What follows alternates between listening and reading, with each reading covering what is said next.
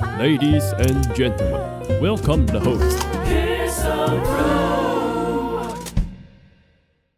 大家好，我是来自宝岛台湾的历史哥李修。大家好，我是陪你一起看世界，来自宝岛海南的王潇。大家好，我是王立本，我来自台湾，我现在人在广州。欢迎来到视频播客岛岛连线。今天呢，我们又来了一个台湾的这个嘉宾，但是呢，今天啊在广州啊，所以呢这一次算是一个3地连线啊。今天这个3地连线的目标是什么呢？因为大家也知道啊，我跟王立本老师呢，在20年开始，大概3年啊，我们制作了上百部的历史类相关的题材啊，而且谈得相当的广泛。那主要呢，也不管是谈着这个古代帝王将相史，还是呢从相对土地史观出发，我们叫做师土师民系列。那帝王将相我们叫做大任诗人系列哦。那这个系列呢，就做了很长时间。当时一个动念就是想把历史讲好，另外一个动念是想要说我们能谈点历史，因为每次很多人批评说历史哥每天都只讲时政啊，都不讲历史啊，所以当时就有了这个想法。但是呢，后来啊，因为开始扩大了自己的触角嘛，所以很大程度呢就把这个系列就暂时先按下了。那不过啊，这个系列的最初啊，其实是我跟王立本老师那时候也算是相认的时候呢，我们就先开始从俄乌战争开始聊起啊。其实聊的是这个全球的地缘政治的一个转变了，所以从这个角度开始啊，当时做了一个系列。不过我想那个时候做跟现在做啊，此时此刻彼时彼刻又来到了一个世界的一个转换的接口啊。所以呢，这一次啊，我们到连线呢，肖哥就在讲说，我们这次找什么来宾呢？我们两个人想着想着，这一题挺适合这个王立本老师来做的。所以呢，我们先让王立本老师来介绍一下自己好了。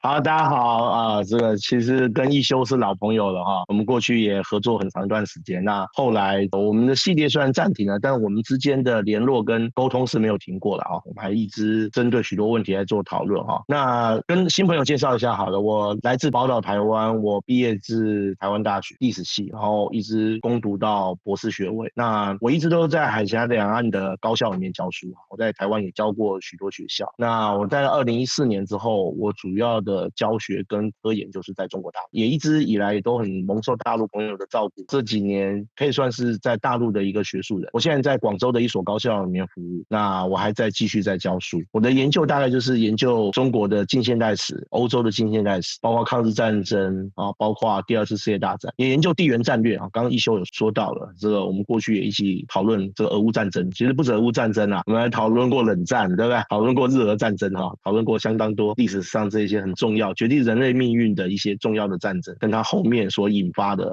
整个全球权力重分配的一些问题。那今天很荣幸能够在这里第一次见到这个王潇啊，这一位也算是我的本家的大陆老弟啊，大家一起在这边针对这个问题做一些讨论，我觉得蛮有意义的。是的，是的，我不得不说啊，我第一次看到历史哥跟第一次看到王立本老师是同一时间，就是当时你们讲历史的那个时候，而且我印象中是无所不包，其实都已经远远超越近代史了，就是非常非常广泛的历史议题，对于增进知识和下饭都是非常好的一个节目。所以说今天有幸啊，能够跟王老师可以有这样的一个见面和一个讨论，我觉得非常好。尤其是啊，我觉得我们3个有个共同点，有个交叉点，就是都是学历史。所以说啊，我们这些历史的人啊，有一点是最让我们兴奋的，就是一旦啊看到这种历史转折的事件的发生的时候啊，我们脑海中啊就会有大量啊，就像刚才历史哥说的，此时此刻恰如彼时彼刻的那种冲击感在冲击我们的大脑，就感觉晚上都睡不着觉啊，真的想找人聊一聊，这不就聊了吗？然后刚好我们今天又是处在这样一个历史转折的大时期，哎呀，真的是很爽。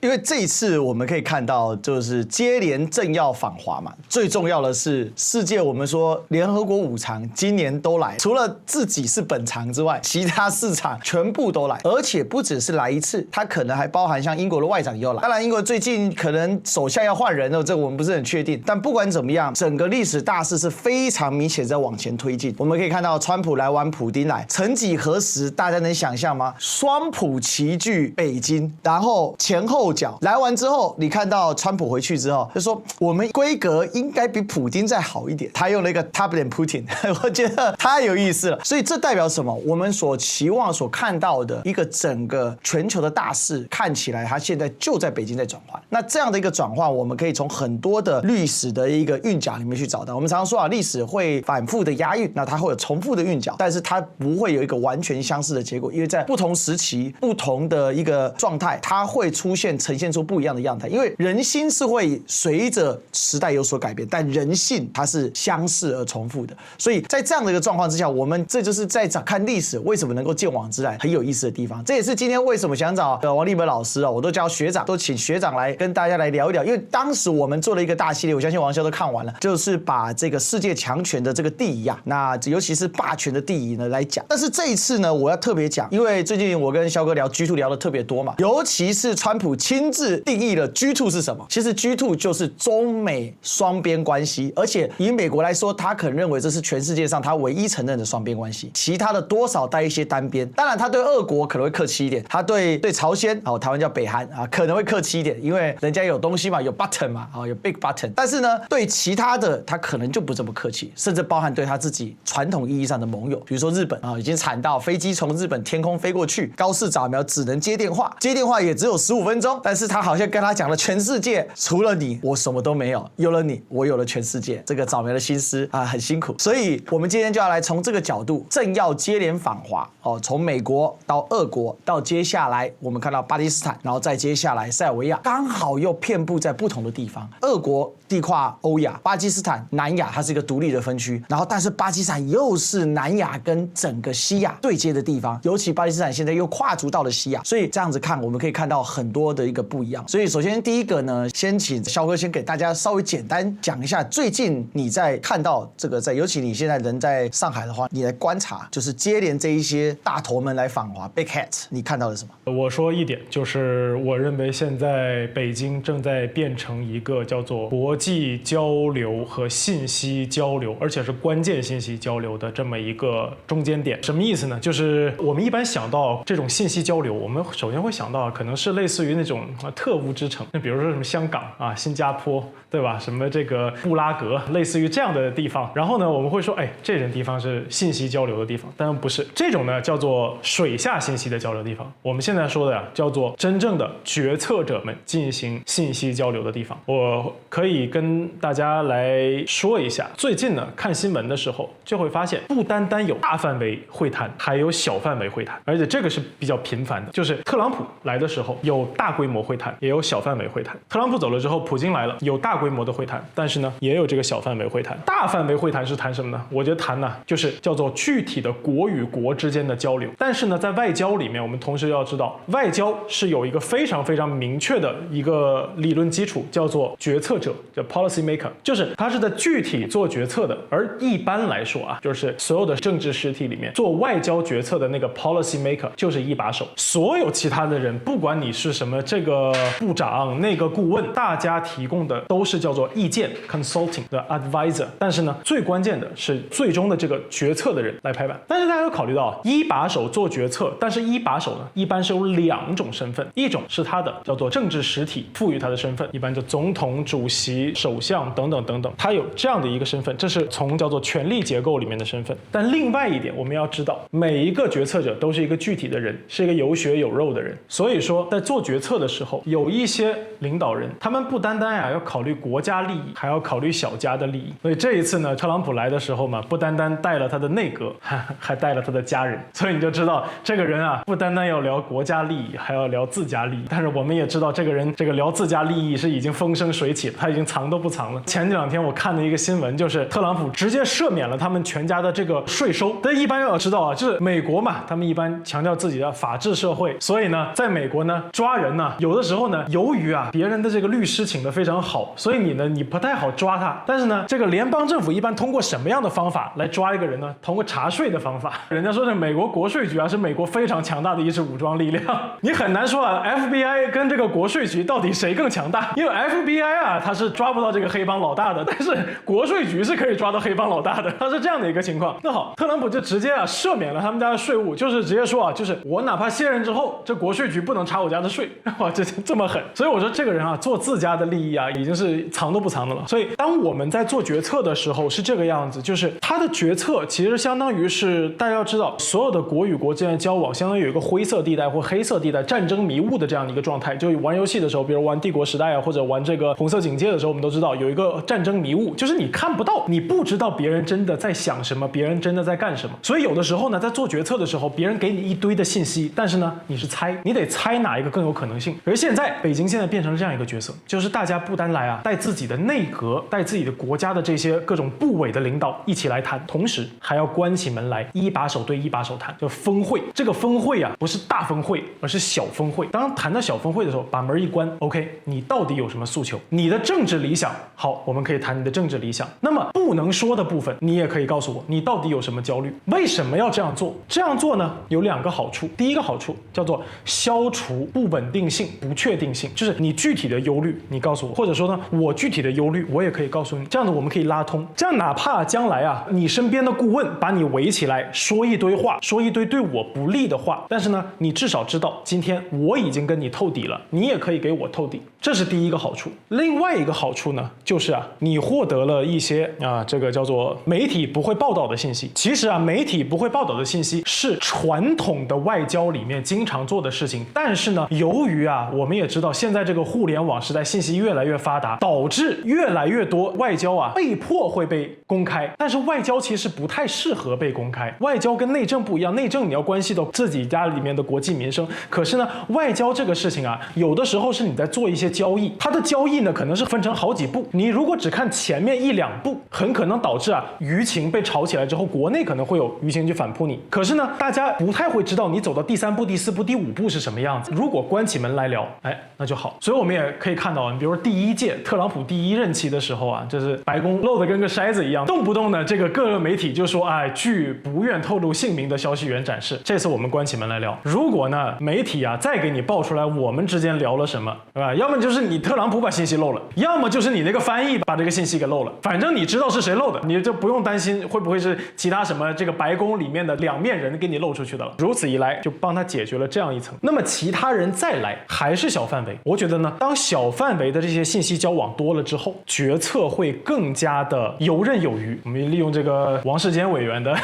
成名曲我们说决策会更加的游刃有余，因为你已经知道了很多不方便在摄像机前面说的话，或者说呢不能够被透露出去的话，大家的具体焦虑在哪里？有了这些具体焦虑，更好去进行一种谈判，更好去进行一种规划。我觉得现在呢，北京逐渐呈现出了这样的一个状态，这叫做一把手的信息交换处。这个可真的是非常不简单这个相比于所谓什么布拉格香港新加坡那种信息交换处，这种是叫做独一无二，这种叫做自家的，绝对是最核心的这些信息的交换处，能够极大程度的避免误判。而且呢，我觉得这样的趋势如果再往下推的话，大家就会知道我们也可以把这个当成一种桥梁，就是比如说现在 A、B、C 3个国家 ，C 我们就是北京，那 A 和 B他如果之间呢想要对话，但是呢又不适合对话，能不能来这里？也能来这里，但是这个东西我们不能够斩钉截铁，因为没有发生之前，我们都是给他打一个问号。甚至有信息说，是不是普京和特朗普也不要去安克雷奇了，也不要去莫斯科了，也可以来北京见？因为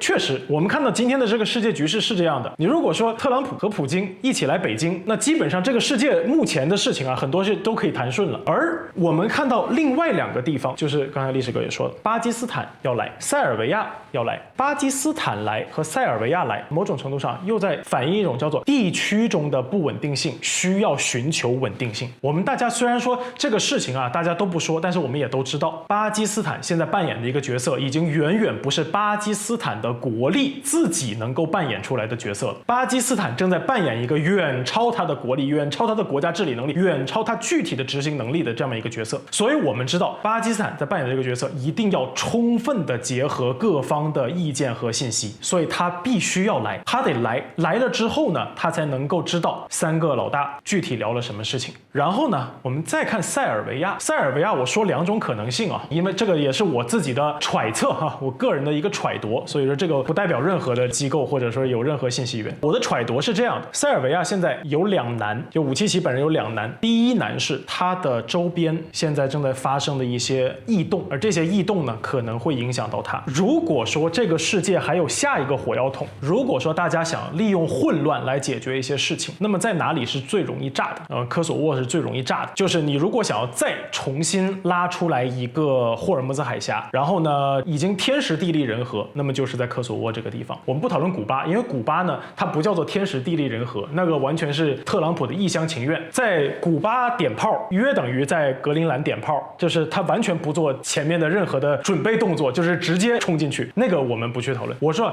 就是长期经营、长期酝酿的一个火药桶，巴尔干地区。而巴尔干地区这个火药桶的这个导火索就在科索沃这个地方。此前呢已经有一个国家变天了，这个国家叫捷克啊。以前捷克是跟北京的关系非常好的，但是捷克现在已经变天了。现在的捷克总统是前北约军事委员会主席，叫做帕维尔。从捷克这条线，大家的资金打进捷克，然后呢，从捷克是有武器通过各种渠道进入科索沃的。而现在又有一个地方变天了，这个地方叫做匈牙利。匈牙利的变天比捷克的变天对于塞尔维亚来说更加焦虑，因为这个地方是邻国，他们之前在修匈塞铁路，新总理现在说所有的项目要重新审查。马扎尔总理呢，他现在的目标是要拿回欧盟压在那里的给匈牙利的那笔欧盟资金。那为了拿到这笔钱，他会做什么样的交易？这个是我们现在要画一个问号的。但是对于呢事件中心的这些人来说，他们是焦虑的，因为你一旦做出对他不利的决定呢，对他来说伤害是非常大的。就是匈牙利已经是一个小国了，它只有900万人口，而塞尔维亚是一个比它更要小的国家，很糟糕。他们两个都是内陆国，然后呢都是要试图通过这个匈塞铁路来完成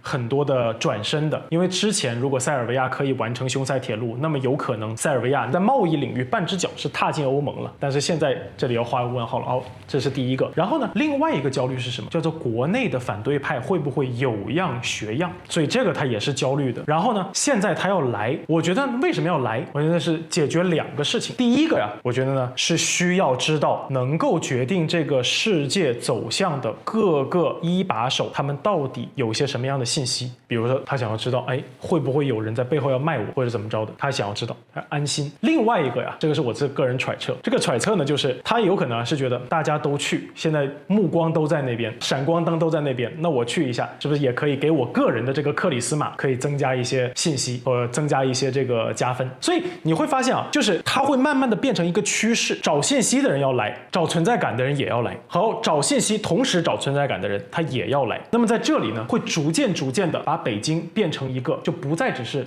信息交换地，而是世界稳定的这么一个存在地。就好像我们打网络游戏，一般你这个工会到那边去什么团战，那个工会到那边去下副本，但是大家回到暴风城，在这里大家不打架，在这里大家做交易。所以呢，我觉得这个是我说北京在不断的由于自己的稳定，由于自己是这个不稳定不确定性的时代中的稳定性和确定性，所以呢北京正在逐渐变成了这样的一个叫做地球 online 的这样一个平台。这个是我现在所看到的一些事情。是，所以我们在看现在北京这个角色，其实新的秩序它怎么出现，它怎么介入，这是整个的关键。因为为什么会爆发战争？大家想要搏一搏嘛，想要把原本的秩序拆了之后，创造一个对我更有利的，或者是现在的秩序压得我喘不过气。俄乌是最明显，北约的东扩让俄罗斯完全没办法接受，所以就炸。那伊朗这个其实比较像是整个美国它在形塑，因为去年11月我们就知道美国想推 G2， 但是推 G2 它一定要有一个想法，什么是 G2 呢？就是我不再是那个 Only One， 但是我拉了中国上来跟我一起做那个 Only One， 但是我得要在这个 Only One 里面的 Two， 我这 One Two 里面，我还是要决定谁是 One Two。我觉得这个是整个你如果看了那个 NZSS 它的逻辑里面，它就是这个概念，所以他想要多创一点筹码。那我们都知道，其实这个川普的误判，他把委内瑞拉跟伊朗看成同一挂，但事实上两个除了石油都很多之外，根本没有一个地方是相似。从国家的结构、社会的强度，而且事实上委内瑞拉它在军武各方面它可能比较弱，但是国家也没有拉垮到像其他的拉美国家这么的散，它的社会党依然能够控制住它的一个社会的架构。所以美国现在没办法收拾嘛，现在委内瑞拉的整个通膨、通胀乱得一塌糊涂，所以美国就只能摆着。所以我们在这边边看的话，我想这就是我们要知道的。现在有一种感觉，就是美国想要形塑一种他想创造这个居土，但他的居土依然是一个霸权，而这个霸权是以我为中心。但是呢，我拉上了这个我没有办法击败的老二，所以呢，那好，那大家一起来当老大啊，这是对外面人来说，但是对我们来说，我们可以有一些利益交换。那这个利益交换当然也有一些规则，所以我们可以看到这次在北京会谈里面，5B 4T 被充分做了讨论 ，BNSBF。然后 Board of Trade Board of Investment 就是做了2个委员会，投资贸易委员会，这个里面细节拉了满，而且我们可以看到后面报道出来说，各桌精心安排，各企业精准对接，这个绝对不是只是马斯克做鬼脸啊，这个就拉走了全部的镁光灯这个焦点，所以这个是谈到实处去的，当然还有包含川普的2个儿子，对吧？不单单是让你这个产业链上面的人，而且呢，这个中间不是也露出来一段录音吗？说是这个总统阁下要一瓶无糖可乐，没有来的人都可以让你赚钱。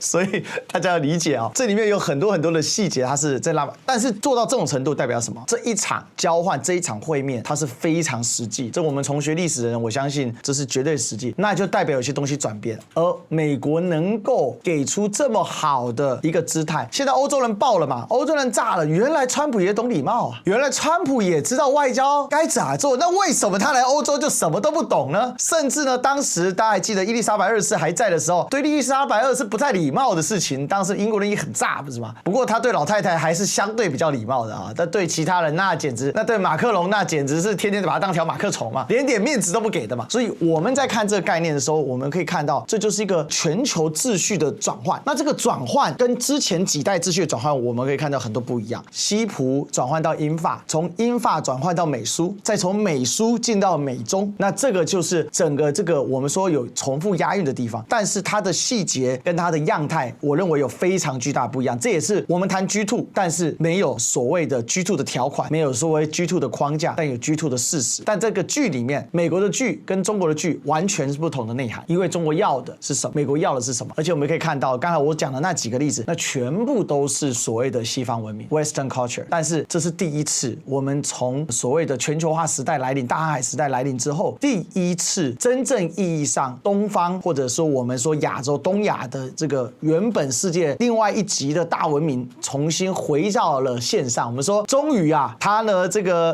不小心断线了很久啊，终于回到暴风城又重新登陆了，对吧？终于从这个暴风城银行走出来了，终于打完副本了，装备也刷得差不多了，该往前走了。所以这边就想要来请教老师这个概念。刚才王小也讲了很多，现在北京这个角色确实相当的不一样。那我们也可以看到，从一个历史的韵脚来看，老师是不是帮我们讲一下每一次的霸权转换的差异，还有你观察到这一次，我们不要说霸权转换，我们说秩序转换的差异，而这一次是不是也出现一个秩序转换的一个现象？如果从最近这300年历史来看，就是工业革命之后来看，人类的霸权基本上大概有3次重要的转换。首先第一次就是大英帝国的霸权向美国的霸权的转换。我们知道18世纪末当最强大的国家是首先完成工业化的英国，因为它完成了工业革命。指标性事件就是击败拿破仑，1814年到19世纪初击败了拿破仑。对拿破仑帝国的崩溃，对英国的霸权来说是一个很重要的指标性事件因为这代表欧洲大陆的权力平衡不至于被打，不会有独强的出现。我们知道英国强调自己所谓的光荣孤立，什么是光荣孤立呢？就是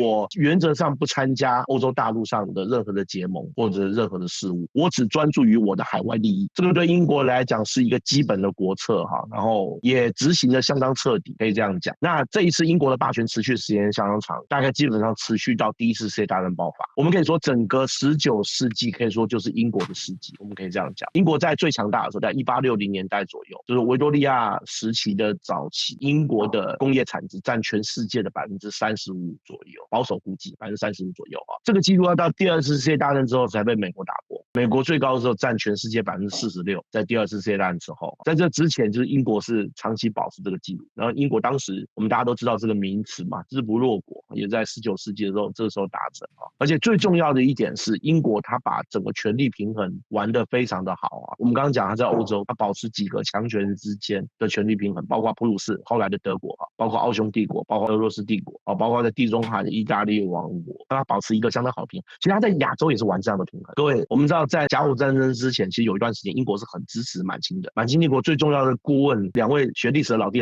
很清楚赫德先生。赫德表面上是海关头子，但实际上他是整个大清帝国、大清王朝的财政都是由他在掌掌管。但实际上英国跟日本的关系也不差，所以当时英国也接受日本向他学习议会等等。你看他在亚洲这边也是玩权力平衡，他这个 balance of powers 可以说是玩得炉火纯青，这是英国保持他在19世纪整个世界权力平衡上面的一个优势，一个很重要的一个原因。但是我们知道有一件事情就发生，就是在19世纪末的时候，有一个很重要的事情，就是1898年的美西战争。前一阵子那个西班牙总理不是率先对美国有一些意见啊，尤其在波斯湾的问题上面，还有之前那个就是巴勒斯坦的问题上面，对美国有些意见。其实很多人就觉得西班牙这个小国家为什么要出头？这时候出头其实不奇怪。其实西班牙在历史上是被美国欺负的分散的一个国家啊。1898年的美西战争，美西战争其实就象征美国正式成为一个真正的帝国主义国家。其实这个我跟李一修我们过去讨论过很多次。之后美国的总统很有名嘛，叫 Teddy 嘛，老罗斯福啊。他前面那个就是 McKinley 嘛，川普号称现在他的偶像。对，麦金莱。这个其实老罗斯福时代是美国成为帝国主义国家的一个非常重要的一个关键时期。除了在他之前就打赢了这个美西战争之外，美国得到了3个很重要的殖民地，然后同一年1898年还消灭了夏威夷王。可以说美国开始从一个地区性的强权成为一个全球性的强权，它的力量延伸到整个太平洋盆地里面去哈。在中太平洋它拥有了这个夏威夷哈，然后在西太平洋拥有了关岛跟菲律宾，尤其是菲律宾。所以当时美国的国务卿海约翰在1899年的时候他就说过，他说美国也是亚太国家，指的就是这件事情。因为1899年美国在菲律宾建立总督府，就美国正式展开在菲律宾的殖民。不过这个时候一般欧洲国家这个大部分眼睛还没有看到它。其实我跟各位讲，美国的强大一定程度上是建筑在当年欧洲列强的骄傲跟自大上面。他们竟然眼睁睁看着美国的强大，而却没有给予一些必要的遏制的手段，并没有。像当时德皇威廉2世跟当时的英国一段时间是没有把美国看在眼里。我告诉你有一件事，1901年维多利亚女皇去世，当时美国的老罗斯福总统是亲自到伦敦去参加这一场国葬。各位知道罗斯福坐在第几排吗？他坐在第11排。各位有办法想象，美国总统在这场隆重的丧礼当中，他坐在第11排。然后当时英皇乔治跟德皇威廉两个是手挽着手出来，表兄弟嘛，一个是女儿的儿子，一个是亲孙子，两兄弟的外孙跟孙子，两兄弟是挽着手出来，血浓于水。就是这些表哥表弟们很快就要开打，10几年之后，这个老祖母老祖宗死了之后就开打了。所以美国的霸权就是在这样的情况之下，慢慢逐渐强大起来。但它本身的本土条件很优越，再加上它拥有了这个亚太地区的殖民地之后，它就逐渐强大起来。一个很重要的指标性事件就是我们刚说过的1914年的第一次世界大战爆发。第一次世界大战爆发基本上可以说就是英国霸权的结束，美国霸权的开始啊，可以这样讲。很多人认为说美国霸权要到1945年，其实我们从整个权力均衡的转移的速度来看，其实1914年或者我们说1919年巴黎和会之后，因为巴黎和会就是美国主导召开的嘛，那在巴黎和会之后，基本上就已经是美国的霸权，美国就已经成为世界最重要而且最强盛的国家。其实时间也过很快，算到今天也超过100年了哈，可以这样讲。我们知道后来中间经过第2次世界大战有2次重要的挑战，第一次就是1939年德国在欧洲，德国试图打破希特勒的德国，试图要打破欧洲的权力均衡，建立一个统一的欧洲。第二个就是什么？就是1941年12月的珍珠港事变。美国历经了这2次重要的挑战，美国也是一样也是在第2次世界大战当中，在2个战场作战嘛。这几年美国的许多军事智库都在讨论这个问题，美国到底还有没有能力在2个战场作战？其实我觉得这个问题大概慢慢也不需要讨论了，因为美国可能连1个战场都 hold 不住，不要说是2个战场，可能1个战场都很吃力，可能都 hold 不住了那美国在1945年之后它虽然维持住了它的西方首强的这样的地位，但是很快世界进入了历史上很少见的2极分化的状态，就是苏联跟美国2极分化。但是我可以跟各位讲，早在1940年代晚期，就是冷战发生的时候，当时美国的许多重要的国际关系的研究者，他们就不看好苏联的制度可以长期延续下去。最有名的就是围堵政策的制定者坎南先生。坎南先生他就认为，这个对苏联美国不需要进行热战，只需进行围堵战即可。其实围堵战就是我们讲的冷战，就是在经济社会文化资源各方面把苏联围堵在一定的范围之内。当时坎南他就认为苏联的制度必然出问题，如果苏联没有办法继续的扩张它的范围，我们知道苏联在雅尔达密约当中获得了很大的战略利益啊，在亚洲、在东欧获得很大的战略利益。但是凯南认为说，只要把苏联约制在雅尔达体系的这个范围之内啊，苏联必然未来会在经济跟社会上出现问题，进而导致他的国家可能会走向崩解的局面。凯南当时这样讲，当然也得到一些人的认可，像基辛格这样认。如果我们看过那个尼克森写的《真实的战争》，尼克森也这样认为。尼克森在1970年代他就是这样认为。不过我们知道后来苏联果然在1991年，主要是经济问题，最后就走上了解体，然后俄罗斯顶替了苏联在联合国常任5强的这样的一个地位。所以美国的霸权虽然说历经了许多次的挑战，那它都能够化险为夷，利用它军事、经济、社会上各方面的优势然后化险为夷。可是如果我们站在美国立场来讲，美国现在碰到了是一个兼具文化底蕴以及经济上有非常强大的社会主义市场经济的这样的一个国家，也就是中国。其实前几年这个一休应该很清楚，台湾很多人都喜欢把中国大陆比喻成苏联，这也是蛮奇怪的。不要前几年，像 right now 依然有人在电视上继续苏俄苏俄的叫，他们就是中国及苏俄，真的还是一样的，还是一样的。这个是出于一种主观的想象，其实没有任何客观上的一个事实去支撑了啊。我可以告诉各位，中国大陆跟苏联是完全不一样。我举一个例子就好，苏联在大部分的时间跟西欧各国几乎没有任何贸易往，大部分的时间是这样。可是我们知道，中国是全世界最大的进口总额的国家，最大的贸易国就是中国。中国跟全世界的来往是非常畅旺，哪怕特朗普在2018年之后发动所谓的中美贸易战，在许多资源上跟关键的零配件上，像晶片问题上面，对于中国各种的困难，对中国各种的封锁，所谓的大陆朋友叫卡脖子嘛，卡中国的脖子。但其实到现在来看，中国的经济并没有受到很大的影响，相反还刺激了中国有些产业可以逐渐的走向自立自强，反而刺激了中国走向技术上的自主。大陆有一句叫做特朗普是中国产业升级的总倒逼师，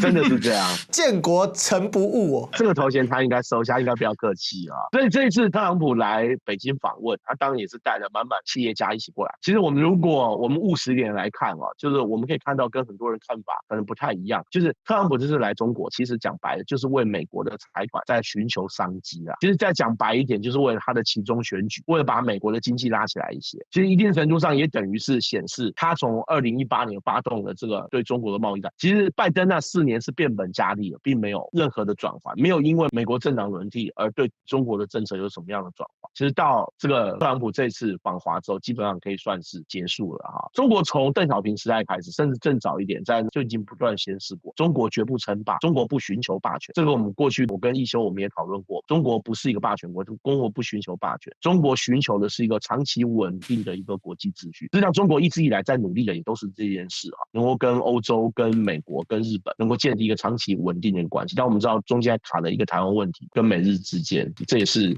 一直以来美国跟中国之间最大的一个争议或者说最大的一个障碍。那如果我们以目前的状况来看的话，我们可以说2018年之后的中美贸易战有可能在这次特朗普访华之后逐渐就会走向消融，逐渐走向结束。这是我个人是比较乐观来看的，因为中美之间其实谁也取代不了谁，中美之间长期来看应该还是要走向一种合作的一种状态。美国的政客有可能会在国内激起一些民粹，就是激起一些反华的意识，不过这些我相信不是长久之计，对美国本身的利益来说也没有什么好处。我想这一点不只是讲给美国听也讲给台湾的朋友，就是说美国不会为了一个台湾问题或者为了其他的一些对他来说微不足道的事情去跟北京进行所谓的热战、热对抗。我想这是不用想了在中美关系长远来看，我个人并不悲观，可以这样讲。其实讲到这里，我们就刚才提到，我们今天一开始历史要找重复的韵脚，今天找王老师就真的找对点，因为从刚才很简单的从英国的霸权转换到美国美苏对抗体系当中，今天好多项都在重复，我刚才脑袋就一直在转，因为我们可以看到几个，第一个，中国的工业产值今天长期超过30%，而且呢，在美国压缩中国空间的情况下，依然超过30%，并且从长期的目前的各项预测，在从2030年可能有机会达到40%，甚至达到45%，因为在各项产业领域当中，中国大陆正在全面的爆发。比如说，我们讲这个汽车作为工业当中最重要的一个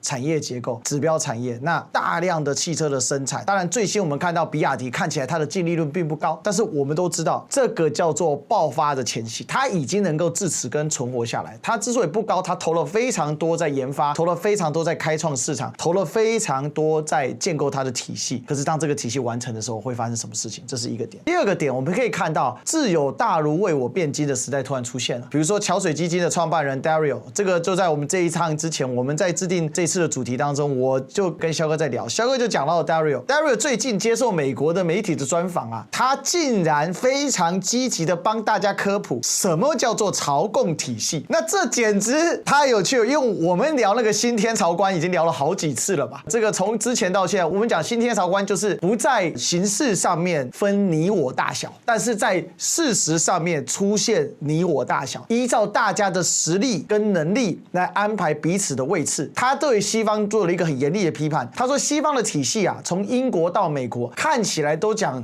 盟友是平等的，但事实上根本没办法解决问题，因为这个平等是虚伪的平等。事实上，这些国家都实施 democracy 啊，肖哥讲了德摩克拉西，就我们台湾说西式民主，但是他的民主这些小国根本没办法自持啊，他的这个选举严重受到了霸权的影响，而且会出现各种不利于自身的决定，只因为为了他要在体系当中活下去。那这样的一个现实，其实在台湾不就这样吗？台湾三党在大陆很多人看起来，哇，那根本就是竞相甜美，就哪怕刚来过的郑丽文都有人批判他，但是我们看到说，就台湾人他说，哎呀，郑主席能够做到这样，我已经很感动了。虽然3000亿还是得花，但至少4800亿看起来批不下来。虽然我们不知道到底会不会出现德川通话啊，到底会不会德川家康啊，德川通了话，家里就安康，这个我不知道。但是呢，事实我们要了解到，这个就是说，整个体系的转换，有识之士是一定看得到的。而且美国这一次来，他事实上就在接受一个新的现实，他离不开中国，他也没那能力跟中国直接开干。还有就是美国其实从2战之后给予他的经验是什么？不打大仗，只打小仗，最大收益化。那这个东西其实 W 也有提到一些，但我们可以来讲，就是说所谓的中立国全胜了，中立国不花费精力，不花费精神，但是我成为大家的后方，那这不是美国当年获胜的基础吗？所以最近美国在整个新闻界还有学界有个很激烈的讨论，美国是打仗而繁荣强大，还是美国是不打仗而繁荣强大？其实从历史的角度来看，美国是前，美国是后者，它是不打仗，它只挑仗打。比如说美西战争，那规模很小，根本就趁着我趁你病，我要你命嘛。趁着西班牙内部斗争的乱七八糟的时候，我就趁机就切下了3大块肥肉，到今天依然受用不已嘛。你看这个古巴都已经断油到这种程度，卡内尔主席哇，那个多辛苦，但是美国人依然歌舞升平，不是吗？所以这个就是他在这里面他所获得的。可是到了今天，我们可以看到美国越来越频繁的用兵。虽然我们常讲美国这个250年看起来都在打仗，但是多数时候他其实打的仗都小小的，不影响帝国的基业。他只做这一种所谓精确的教科书式的手术刀，把该摘除的摘除啊，那他就结果。所以这个是美国原本保持冷静的时候。当然我们知道，因为随着美国的民粹化，内部的自相的阶级利益的无法分配，所以他开始出现了这样子在判断上的失误。很多人讲，比如说前几年，应该是去年吧，基辛吉就大陆叫基辛格过世的时候，很多人说最后一位大师没了。因为我们也知道，美国这几年最大的问题就是他的智库的真正的大脑看起来被重视的比例是在下降的，而且美国的傲慢跟自傲显著在上升。不管是我们讲建制派的政客，或者是讲像是川普这种民粹式的领导人，但是从结果来看，好像民粹式的领导人脑袋还清醒一点，但是这一些传统建制派的政客反而非常的傲慢。刚才徐勇提到一个关键，你看哦，在20世纪初的时候，这一些霸权国家，包含欧陆这些所谓的列强，他们就是死在傲慢之中嘛。他们觉得他们在欧洲动动手指头就可以指挥全世界，就最后大家摆不平之后就打起来了嘛。本来还有一个祖母坐镇在那边，维多利亚都被号称叫欧洲祖母嘛。走了之后，那大家表兄弟之间就直接就开干了。所以其实一样，这个傲慢与偏见死得最快。美国现在出现的就是有一大堆傲慢与偏见之人，他停不下来。不过美国突然来一个契机，我们原本以为最傲慢的是那个叫川普的人，结果呢，后来发现其实他的傲慢是最务实的傲慢。他该傲慢的时候傲慢，我对你欧洲人就傲慢，但是我对现在呢，对北京我就客气，该客气绝对客气。所以我想这个是我们看到这整个系列里面呢，这个秩序的转换里面一个比较有趣的点。那当然我们可以继续来讲就说从另外一个角度来看，现在的秩序以北京作为一个中枢，大家正在重新厘定定位。那刚才肖哥其实提到一个很关键的，我们从几个小国家来看，巴基斯坦这一次的站位有显得非常的特殊，所以我这边来请教一下肖哥，就说巴基斯坦现在它其实是已经大过它的能力了，就是它原本其实是一个很危险的国家，内部社会矛盾很高，经济问题很大。巴基斯坦有2点是它国家的硬伤，一特别的乱，第二特别的穷。那当然，这背后主要是因为穷而乱，因为乱又穷。结果现在因为这个整个局势的变化，沙地阿拉伯1年打50亿美元，还帮他养一个师。哎呀，从飞机到地勤到防空全养了，哇塞，最高可以8万人，那简直是大规模缓解了巴基斯坦的一个压力。而且大家知道，这种去绝对不是只是养嘛，还得给钱，所以相当于你养一个，你可以养2、3个，你同样的钱搬回巴基斯坦，那消费力可惊人了。所以这不是这50亿的问题了，但还有余粮啊，还可以报空饷啊，这个很多，所以大幅的缓解了巴基斯坦军方的压力，更甚者形成一个良性循环。巴基斯坦的军队它的整个在升级，它买的更多。最近我看到巴基斯坦老铁在 B 站上传的，什么呢？歼10C 新飞机到了，我觉得太有意思了。所以小哥，我这个我来请教你，对巴基斯坦太熟了。现在巴基斯坦做了一个很特别的角色，他又开了5条路给伊朗，所以他某种程度上，我们常讲伊朗是布里辛斯基说的大棋盘第3级，但是伊朗其实本身撑不起这个级。但如果把巴基斯坦、沙特阿拉伯再加伊朗这3个合在一起，其实我们从这个牌面上来看，它还真的就一大块在那里，而且人口啊、地缘啊各方面资源其实都相当的不错。你怎么看现在这个巴基斯坦的角色？哎，我觉得你刚才提到那个大棋局，伊朗能不能撑起来？我跟你说啊，因为我总体来说，我是一个偏保守、偏谨慎的人，我不像大家很多暴论，就我有时候也冒一点暴论，但是呢，我的暴论在广袤的暴论社会中呢，又是没有那么暴论的那一个。我就说啊，这2025年和2026年真的是不断的自我学习、自我进步、自我改进。我能够想到，比如说中国发展的快，但是呢，我没有办法想象到叫帝国垮的那么快，帝国太拉了。我相信，哪怕你像王老师，你比我应该是长一些，所以说您在您的成长过程中，我相信也是一样的，就是你肯定是见到过美国就是走向如日中天的日子。结果你想想，我们叫做这一代人，甚至连我们这个生命的一半都还没有到，这个帝国长起来了，帝国又要垮下去了。你会见到它，就是见它起高楼啊，又见它宴宾朋，又见它这个局散了，就是感觉是这个样子。1991年苏联解体的时候，你们2个出生没有？我3岁，我就是那一年出生的。对啊，你看那时候美国多神气啊，是不是？对不对？美国几乎是笃定自己是单极世界了，对不对？对不对？两位现在还这个年轻力壮的时候，他就已经是这个样子。对啊，我们都不要说国家了，我说我们自己的这个身体和大脑都还在不断进步，结果你这么回事啊？我就想到我在高雄，我一整壁上的全部国家地理杂志，我以前小时候觉得这就是世界 ，This is the world， 你知道吗？这真的你的理解就是成长过程中，那这是最强大的时代啊，你根本不会有任何质疑的。尤其是我是海南人嘛，所以说你要知道，海南是经历过中美撞击的呀。你要知道那个时候很憋屈的，就是你没有什么办法，你只能在那心里默念 OK， 为中华崛起而读书。你还有什么办法呢？你说你能够反他吗？你反不过他的呀。所以说大家就觉得很憋屈。但是现在你看到霍尔木兹海峡，哇，你就是哎呦，这个事情怎么发展成这个样子？有一种以前可能伊朗撑不起来这一盘，但是你会现在发现，伊朗居然把这一盘给撑起来了。就在我们录影的应该是昨天还是前天，我已经忘了伊朗已经宣布了霍尔木兹海峡管理局成立了。重点川普说我不打了，因为阿拉伯老弟们的这个托付，我不打了。什么时候霸权这么客气了？阿拉伯老弟讲话他听了，他把海湾给管起来了，朋友们。就是以前我们一直管它叫波斯湾嘛，但是其实我跟沙特的朋友聊过的，他说不是的 ，Arabian Bay， 他们认为那个叫阿拉伯湾。我说现在我们就不要讨论了，现在这个肯定是波斯湾了。我觉得伊朗甚至已经挺给他们面子了，说霍尔木兹海峡管理局，他没说波斯湾管理局，老天爷真的是。所以我以前是觉得伊朗可能是管不了这一坛，现在被伊朗管起来了呀，你说你怎么办？所以说我们没有办法去现在直接去评判，但是呢，巴基斯坦确实有它的问题。我觉得我们在看一个国家或者在看一个外交关系的时候，我们这样子，一个叫看框架，一个叫看案例，或者看那个具体的技术。技术的高超没有办法解决你框架上面的不稳。就比如说，如果假设今天一个球星他的技术很高超，但是呢，你如果看这个人的私生活又是吃喝嫖赌，那么呢，你就会知道道 OK， 它的底层是不行的，它的底层肯定是要出问题的。那么它的技术再高超，这个球星是走不远的。我们可以这样说，历史哥们经常看 NBA， 这里面有太多案例了，我们都不用一一去列举。有好多那种天才、少年天才，然后最后快速的陨落，就是因为技术高超，但是呢生活不行，或者他们自己的结构不行。最大的对比就是永远的昙花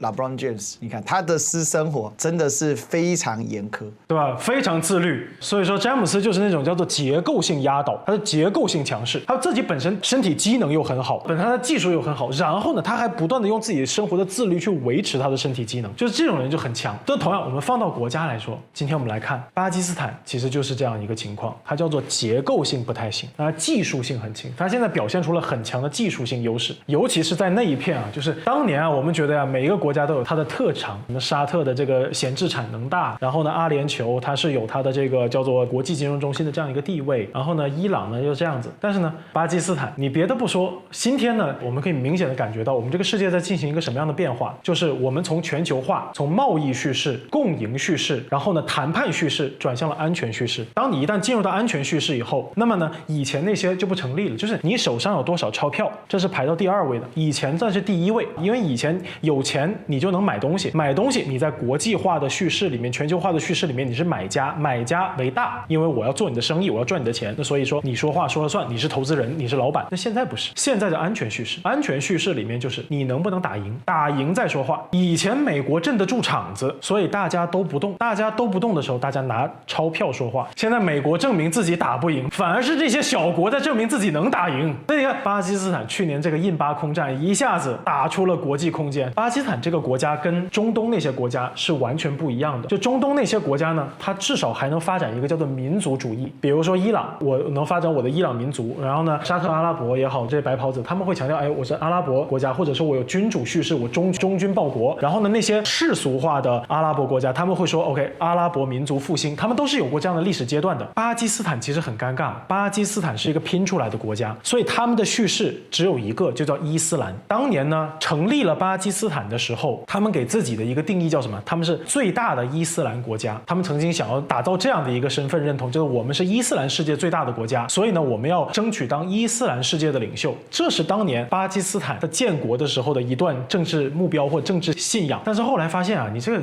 不太行，打不赢。为什么巴基斯坦当年做不了呢？因为跟印度打呀，就是打不过，打不过说话就都不算，你说啥都是假的。但是这一次啊，打过了，哇，在大家都打不过的时候，你打过了，这个时候呢，突然它就形成了一种技术性优势。这就是我说巴基斯坦一下子获得了跟它的结构性不相符。但是呢，我就说巴基斯坦它又有它自己的一个焦虑。不要看我今天凯歌高奏，又是打败了印度，又是呢已经向沙特驻军，又是呢扮演了一个海湾地区的后美利坚时代，他在逐渐的扮演保安的角色。以前南亚人在波斯湾地区啊，在这些海湾国家只能扮演啊出租车司机，只能扮演苦力，只能扮演这个 T-boy， 就是那个每一个中东的公司留下了那个英国人的臭毛病，叫专门安排一个 T-boy， 他的唯一的工作就是给你倒茶和拿椰枣，只能干这些事情。但是现在不一样了，巴基斯坦现在啊，他们可以跟印度、跟尼泊尔、跟这个斯里兰卡的这些朋友啊说，哎，兄弟，你们继续去倒茶吧，哥们儿啊升级了，哥们儿当保安了。这个是巴基斯坦现在的一个情况。但是啊，我们也要说，为什么巴基斯坦需要去北京？因为巴基斯坦知道自己是结构上面是不行的。就像历史哥或者王老师，你肯定也都知道，巴基斯坦太乱了。我们说啊，有一些国家贫富差距大，但是富人可以过得很舒服。巴基斯坦是一个富人出门都要带荷枪实弹的保镖的地方，这个地方没有人能够说自己绝对安全。部落冲突还存在到今天，部落冲突、家族冲突等等各种各样的冲突，民族问题，对，民族问题等等等等。所以这个地方没有人能够说自己绝对安全，他的问题太大了，所以他非常清楚 OK， 我今天得到这一切是怎么得到的。那同时啊，我们再说一个巴基斯坦的另外一个焦虑在哪里？他一方面要给世界传递巴基斯坦的情况或者巴基斯坦的想法，但是另外一点，他又需要通过大国来给巴基斯坦国内去传递一些想法。你要知道，巴基斯坦现在所有获得的这一切都是在战场上面得到的，你在战场上得到的越多，军队的地位就越高。就像刚才历史哥也说了，50亿也好，或者后面钱越来越多，但是这些钱是要去哪里的？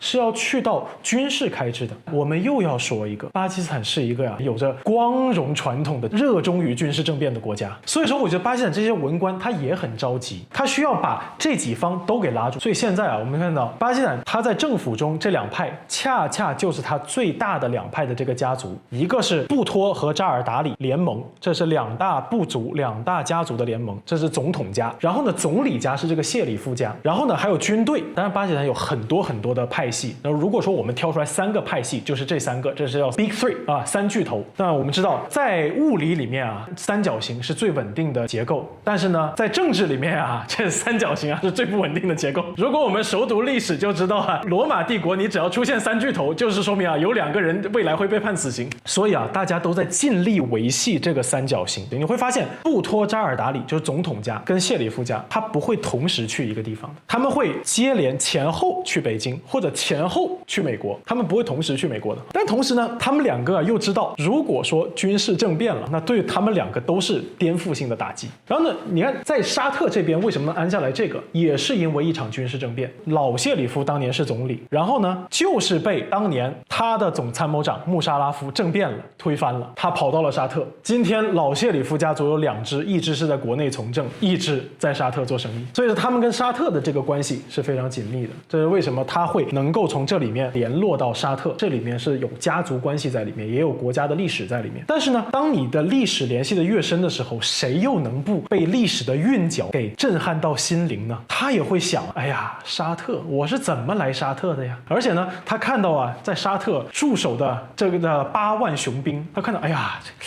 这个东西我真的能够控制得住吗？我好像是控制不住，那我就只能狐假虎威。所以说我觉得今天巴基斯坦它是一个很大的小国，被嵌到了这样一个非常精密的利益连连相扣的这样一个机器里面的一个非常关键的一个小的齿轮。这个齿轮不大，但是它很关键。现在我觉得这是巴基斯坦这样的情况，这就是为什么巴基斯坦现在在积极的进行各种各样的穿梭外交。我觉得这个外交不单单是在谈论目前的霍尔木兹海峡上面的问题，也是在谈论中国和美国之间的问题，也是在谈论美国和霍尔木兹海峡的问题，也是在谈论中国和霍尔木兹海峡的问题。我认为这就是他必须要去极限进行外交操作，他必须要获得这些信息。他如果得不到这些信息，对他来说是非常危险的，哪怕一个误判，三角体系会瞬间崩塌。这个是我看的巴基斯坦。我想这里面有个关键，就是说这个体系能够继续的维运下去，当然人是一个很重要的要点。目前的他的穆尼尔元帅，因为巴基斯坦也很久没有元帅，可见这个穆尼尔目前他的军功之大，他的一个整个战功彪炳。因为事实上去年的印巴大空战，他还决定放过几架，他要真打，他这是可以全部击落更多。但是我觉得他这个非常睿智的决定，让巴基斯坦现在可以稳定。否则印度在天空打不赢你，他在地上会对你无限报复。因为有一个点就是，为什么巴基斯坦之前一直出不来？巴基斯坦的主体性被袭夺了嘛。今天的印度的发源地其实是印度河古文明，但是印度河虽然在巴基斯坦境内，但印度这个名字却在隔壁他的自己的兄弟，这个同族但不同信仰的印度人现在用恒河做代表，所以这是一个历史的矛盾。这个历史的矛盾是巴基斯坦很难解的。前几年莫迪非常痴迷于这个所谓的印度教叙事嘛，所以他一度想要改称巴拉特嘛，大家都知道嘛。当时巴基斯坦第一个跳出来说，好，那我就叫印度吧，因为我有印度河，他叫印度很合理啊，印度河在我境内，他整个2.4亿的人口80%大概都跟这个印度河相关，因为其他地方都是非常干燥的，比如说像俾路支人这一些俾路支斯坦，或者是旁边边境这个地靠阿富汗的山区，所以这个巴基斯坦它最大的问题，其实刚才小哥点出来，它没有办法建立独立的叙事，很大程度它其实是整个印度独立之后的边角料，讲难听一点是有点是这个样子。当然这也是托伟大的英国帝国的操作所致吧，本来这个不需要到这样子，但是它最后印巴分治的这个结果就是让巴基斯坦很尴尬，而且它几次打输下来，它的叙事完全失去，因为连最大人口的伊斯兰教国家都丢了。为什么？因为印度就把它给卸除了嘛，东巴基斯坦就把它搞出去了，变成这个孟加拉，然后而且印度反手还控制了孟加拉直到前阵子孟加拉的亲印的家族垮台嘛，那才稍微又有一些叙事上的改变。但是所以我们可以看到说这个变化，而这个变化我想北京是看在眼里的，因为北京一直以来我认为有一个状况是什么？龙象即使不能共，至少龙象不要冲撞，至少龙象可以同步，就是说我不跟你印度直接冲突，因为翻过喜马拉雅山，其实那已经远离中华范畴太远了，所以很多网民说，哎，早知道当年就把新德里干下来了。所以人家说为什么伟人是伟人嘛，人家有这个视野，你干得下来你也守不了，这个是没有办法的，这是很现实问题。这个这样的一个将近8000、9000公尺的天险，这不是正常的一个跨度。对于一个帝国主义来说，你征服其他的国家是为了你们民族的利益，为了你们资源啊市场。对于一个大国来说呀，不要擅自进入印度，这是符合你民族的利益。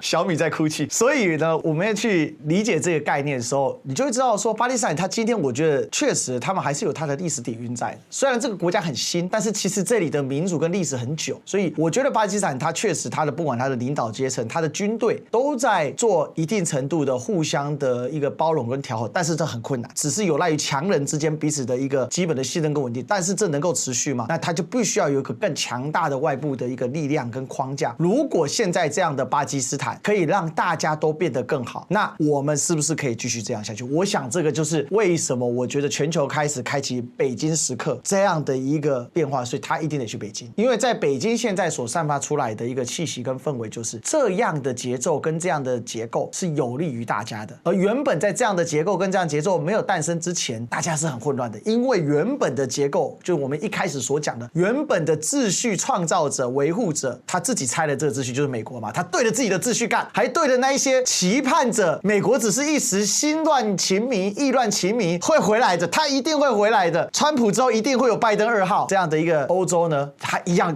对他迎头痛击。所以你看欧洲人今天吓死了嘛，这是干脆北约就不开峰会了。哎，你别来，你别来，我自己打前席了吧。所以他先丢了900亿欧元给了乌克兰嘛，又搞了一个3兆的基金，先拨了这个其中的1兆，有时候是台币啦，1兆多台币就丢给了波兰，要还到2048年的，我的天啊，这么简直是负债指还了。但他这个欧洲人就这样干嘛？好，那所以我们看到就是说这样的一个结构，它有一个重新组织走向稳定，而且它落地的速度跟它重新稳固的速度，就跟政要们到北京访问的速度都是一样快的。好，所以接下来我来问一下学长，其实我们可以看到说，在历史上这种结构性的胜利，然后变成秩序的引领，其实是发生过好几次的。比如说你一开始提到的拿破仑时代，其实拿破仑就是利用他在技术上的优势，他创造了一个属于他的一个暂时的空间，只是他没有维持住，因为法国确实后面没顶上，那被英国给打下去，因为英国又在后面，他又借着技术创新又打败了拿破仑那一套，因为拿破仑那一套这个炮兵的技法后来被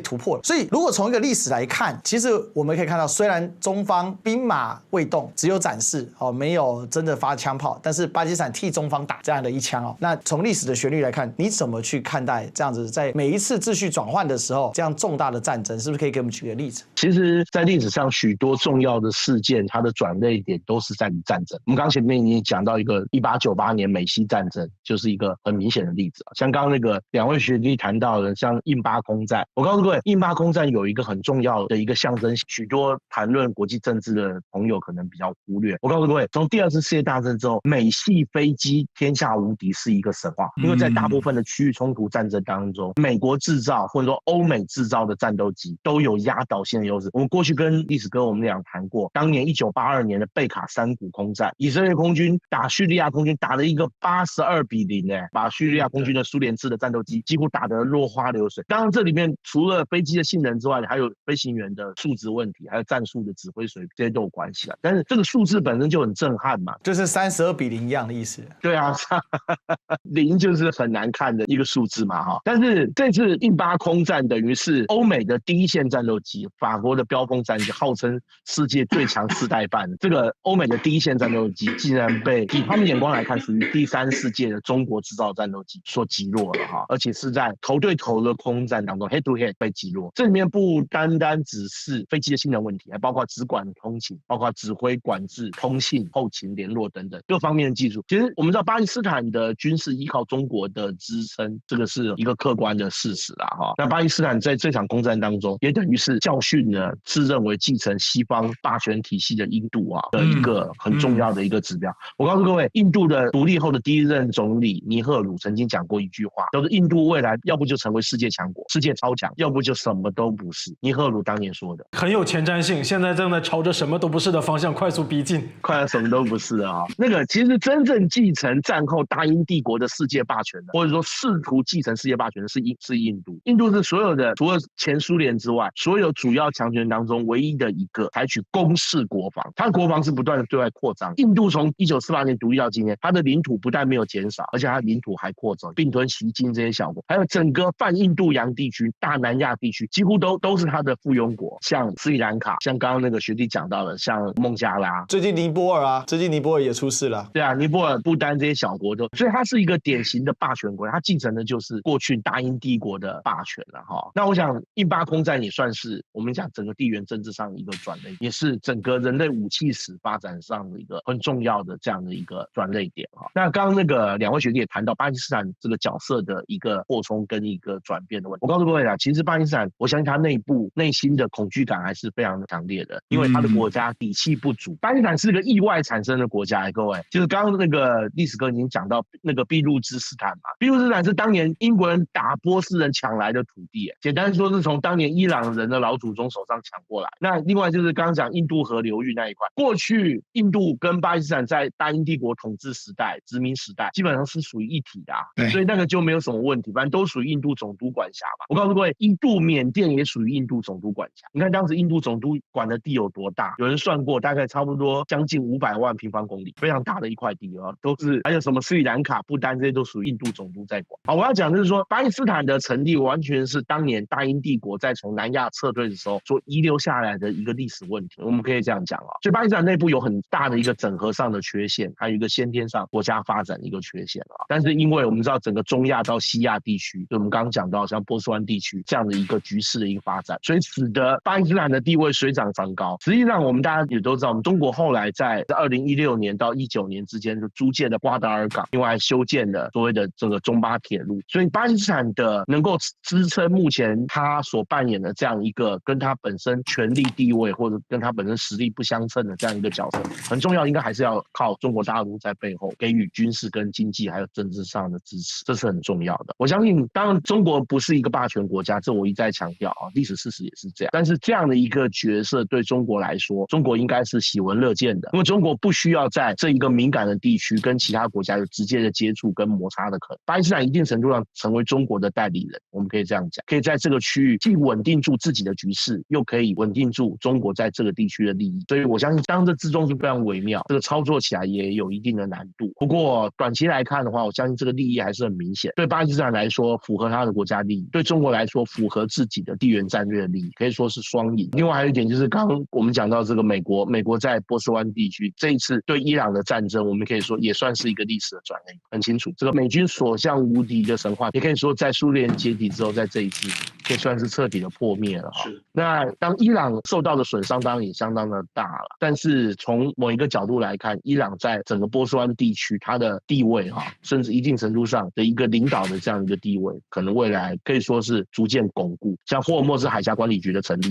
这个也可以算是一个指标性的这样一个事件。不过长远来看，伊朗跟美国还有跟其他的这个欧洲国家能够坐下来谈，能够把整个霍尔莫兹海峡整个大波斯湾地区的局势稳定下来，还是比较符合它本身的国家利益跟长久的地缘战略上面的利益。我想这里面未来我相信伊朗跟美西方国家的这种协调的工作，中国也会扮演相当重要的角色，这应该是没有问题。所以其实我们从巴基斯坦的这个角色，我们可以看到这个格局还有稳定下来，它还有很多的关键的要素跟因素必须掺和进来。但是从巴基斯坦内部现在这样子一个微妙的平衡，因为两个政治家族他继续的执政，对于军方来说可能不见得是坏事。而军方现在因为他几乎所有武器都仰赖于北京的供给，所以北京对整个巴基斯坦军方有更强大的影响力，而这个影响力又间接的会让巴基斯坦，如果它是和平的话，它共创利因为北京是不希望巴基斯坦乱，非常强烈不希望乱，而且你最好形成一个有机的一个制度跟结构。现在巴基斯坦唯一急需改善的就是它整个经济的问题，而巴基斯坦经济的问题最主要过去是被印度给压着，因为如果大家要到南亚去的话，那一定首选印度，不会有人选巴基斯坦。但是现在印度的问题就是内耗嘛，那这个莫迪最近跟他自己党内的人跟他的敌对的党，哇，那简直是非常精彩，天天 battle。好，所以我想这个是巴基斯坦从自己打出来的期间，而这个打出来的期间不是历史的常规。其实我们刚才有讲到，历史的常规还是要在发展的体制上面，但是呢，在这个目前以安全叙事为主的现代，因为现在是一个秩序转换期，所以反而秩序呈现它前所未有的价值，而这个前所未有的价值是让巴基斯坦这位穷哥们他产生了一个巨大的一个历史窗口，而这历史窗口它所连接的两个，一个是伊朗，一个是沙特阿拉伯，都是极为有潜力的。伊朗现在看起来是穷，它是主要是被制裁。其实美国人自己也讲嘛，给伊朗好好发展个10年20年，它就繁荣起来了。因为我们也知道整个中东地区真正完成现代化的国家，之前我们在岛岛也聊过，其实就是伊朗。伊朗它有真正意义上的怎么去面对伊斯兰现代化这件事情上，他们做了很多很大量的工作，即便他们内部还是为了这件事情经常在冲突。可是这场战争其实也改变了伊朗内部分裂的一个态势。伊朗实质上从社会的根本对美西方祛魅了，这个是伊朗现代化之后它形成了对美西方的一种依赖。因为我们知道现代化很大程度我们以前在学的时候就是西化，但是其实当时在一个观念，尤其在教科书里面就开始强调说，现代化不代表是西化，但是因为西方率先现代化，所以现代化看起来是西化。这句话有很强的因果关系，很明显的这个被打破了。再来，横亘在波斯湾里面，其实阿拉伯人说是阿拉伯湾，伊朗人说是波斯湾，川普说是美国湾，海峡叫做 Strait of Trump， 川普海峡，因为美国人认为我在这边当老大不是吗？我赢了对吧？所以这个从阿曼湾到波斯湾都是我管的，但是问题是他自己把自己拔了，他现在也只剩下在阿曼湾外海叫嚣嘛，但能够叫嚣多少呢？来了老半天，一个月来个几十艘60几艘，那简直笑话嘛！这里的船多如牛毛嘛，这里连海员都可以动辄卡个2-3万人在海上。要大家知道现代化船舶，一艘船冲起来就100来人啊，你自己除一除，那到底有多少船？那个是超大型的10万吨以上的才需要这么多人。现在最新型的货柜轮只要10几个人，是你就可以知道，它几乎全现代化了嘛。那个船搞了跟全部都是黑灯工厂一样的概念，这个船员实质上是工程师了，就相当于是台积电的这个工程师的概念。所以我们从这个角度去看之后，本来其实横亘在波斯湾里面最大的麻烦是，原本他们以为的秩序根本就是美国，而美国自己亲手把这个给拆了。而川普在面对这件事情上的时候，他tackle了，他自己说：“哎呀，阿拉伯小兄弟，他tackle。”所以美国自己去呼应的这个秩序的转动，只是现在差一个台阶。那个台阶是什么？大家还在找。而巴基斯坦，我认为他是看到了这样的一个关键，所以他现在想办法去充当那个台阶。但这个台阶够不够大，能顶不住，顶不住，这个是巴基斯坦接下来他面临的考核的问题。因为巴基斯坦跟以前在波湾当中这些长袖善舞的，包含卡塔尔跟阿联酋，最大的不一样是，虽然他穷，但他真有底气，因为他在安全叙事上他是真顶得住。这个卡塔尔或者是阿联酋，这是没有战力的国家嘛，他们只有钱，所以这是我觉得他有根本的一个差异跟这个部分。所以接下来他去了北京回来之后，能够带回多少叙事的含金量，是接下来整个我们可以看到这个西亚到南亚这个角落。而且这件事很有意思哦，因为波斯湾这一乱啊，原本其实是处于西亚外缘的巴基斯坦，他一下子被拉进到了这个西亚的这个叙事，他被他中东的一环了。这其实不合逻辑，因为从地理区来看，新都库什山以东啊，那就进入南亚了。这是问题是透过海上的连接，透过阿曼湾的连接，把大家这个牵在一起了。但这个是美国亲手创造的一个契机嘛？那所以之前我跟小葛都在笑，这个西方媒体现在最爱的叙事叫做 China is winning by doing nothing， 就是啥都没做嘛，就是你自己干。但这就符合我们一开始大家还记得我们讲对自爆了桥水基金的这个创办人他的一个观察，因为中国现在实质上成为各方，不管是你说各种需求，不管是产品啊，各种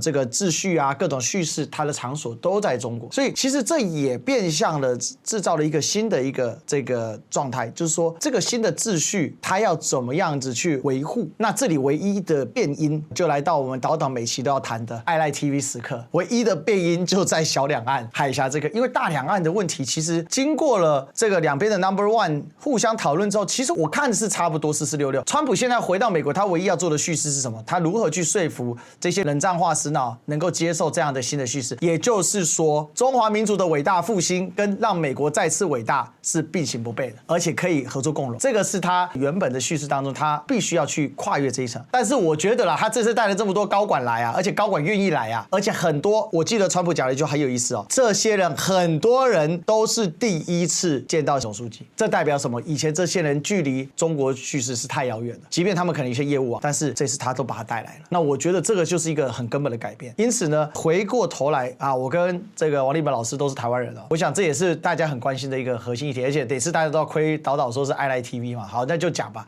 就是这个最后的时刻啊，台海局势最近出现一个很根本的一个样态，就是美国从来没有这么显著的，这应该也是第一次去回答北京出的考题，华府第一次回答北京的考题。我们现在知道5月这一次见面，9月24号中秋节前夕，他邀请中国国家领导人到华府吃团圆饭嘛，大家知道 Mid Autumn Festival 这个在美国啊，美国对华人的理解就有3个节日，一个是 Chinese New Year， 一个是 Dragon Boat Festival， 另外一个就是 Mid Autumn Festival， 什么东西？就是春节，就是农历新年，然后端午节，然后中秋节。因为网销留美了，他太清楚了。为什么大家知道？因为 Panda Express 一定会有个相关庆祝活动啊。虽然华人是不吃 Panda Express 熊猫快餐，但是大家知道它就会有这样的一个，这是美国这个社会普遍上对于华人的节气的印象。所以川普的幕僚有一个人叫张正熙，他没有脱离华裔社会哦。他虽然他以英文为主，但是他事实上他跟华裔社会联动还是很高。我相信他的决策为什么是9月20号是有关键，那这就是答题时间。就回去第一把先扇了民进党一巴掌嘛，民进党最后一张神主牌直接炸裂，就台独挂了。而且最近在台湾内部的一个叙事是，你民进党要不要废除台独党纲？我的天哪，从来只有民进党拿台独恶心人呐，现在竟然大家逢民进党就问你废不废除台独党纲，你支不支持废除台独党纲？现在民进党每个候选人天天鸡飞狗跳的，大家就是要不然你就跟沈伯洋站在一起吧。沈伯洋说我没有台独党纲，我们叫做台独前途决议文，其实台湾前途决议文他自己口误了。那当然大家也知道台湾前途决议文谁写啊？是郭正亮写的，所以郭正亮才打他脸。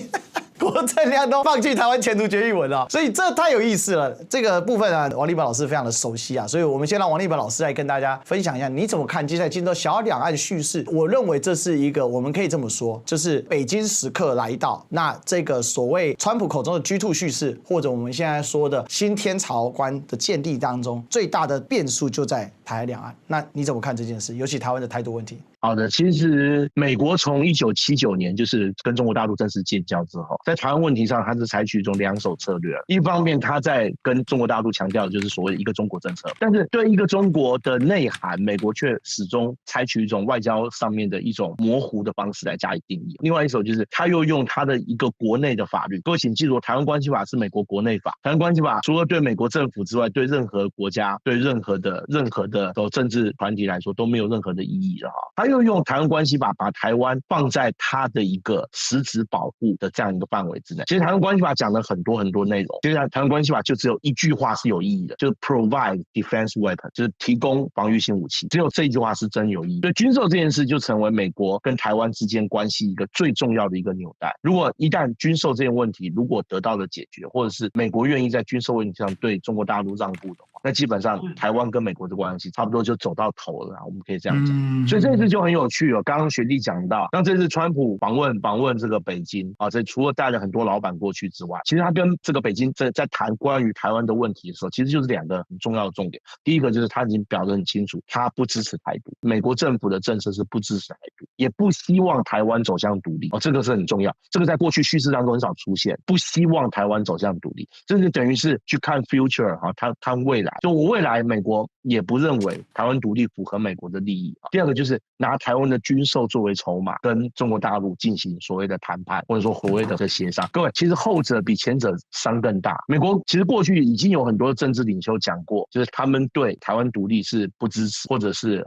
这个不表同意哈。但是美国在过去没有任何一个美国的元首，从雷根以下，曾经拿过对台军售这件事情上来跟中国大陆来做一个所谓的协商，作为一个筹码。为什么？就是回到我刚刚说的，因为提供防御性武器是美国国内法、台湾关系法规定的，所以这在美国来讲，它在美国的认知范围内是不需要跟中国大陆协商，这是我处理我自己内部事务。还有6项保证，6项保证严格讲起来只是一种宣示啦，它不像台湾关系法。台湾关系法是美国国会立法，这2者在层级上还是有所不同的哈。那美国这次等于是拿台湾关系法里面这个重要的这一条，就我刚刚讲整个台湾关系法的核心内容，就是所谓的提供防御性武器这件事，然后跟中国大陆作为一个协商筹码。我觉得这个的意义是比他宣示不希望未来台湾走向向独立，或台湾需要有更适合的领导人，还有重大的一个影响跟意义在后面。也就是说，美国已经认为军售这件事情是可以被谈判的、被协商、被冻结，甚至有一天走向结束，都是有可能的。所以对台湾来讲，刚刚学弟讲，其实台独这个 idea 这个概念，其实也几乎要结束。这几天我们看到那个绿营的人，从赖清德到沈伯洋，基本上我们都可以说是4个字叫语无伦次啊。这赖清德先生说他自己是所谓的台独工作者嘛，他讲过很多次，那结果他又说从来没有台湾独立这件事。那你过去到底在工作些什么？这也是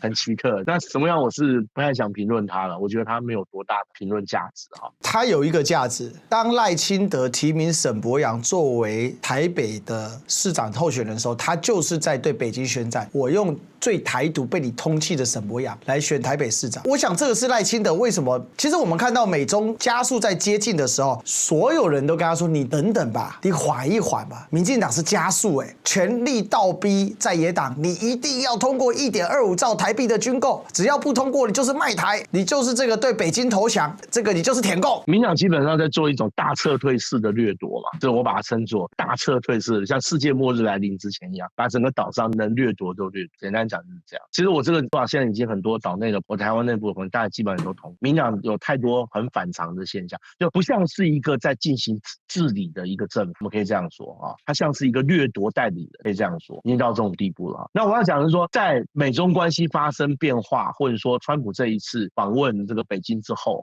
那对台湾来讲，整个台独叙事可以说就基本上就到此结束。我们要观察一件事，非常有利于未来两岸和平协定的签订，就是当军售这件事情它的重要性降低，或者是它成为一个不是不能协商的一个项目之后两岸未来我相信2028年之后，两岸和平协定是有可能签订。另外就两岸的政治谈判有可能从2028年之后正式进行。但有一个很重要的关键啦，就是我们要看2028年选举最后的结果。不过我可以跟各位讲，民党2大神主牌，这个学弟很清楚，一个反核嘛，被他自己结束掉了；一个就是台独，现在也等于被他实质错乱掉了，可以这样讲。当民党这2个神主牌下架之后，其实民党这个政党的存在的意义跟价值也就随之下降。我相信这个对未来整个岛内的政治生态都会发生很大的影响。我认为未来会有人出来挑战赖清德的叙事，关于不论是核能也好，或关于台独的定位也好，或关于这句。其实我也有民党的朋友，这边也呼吁他们，你们必须要进行一场党内路线的一场大辩论。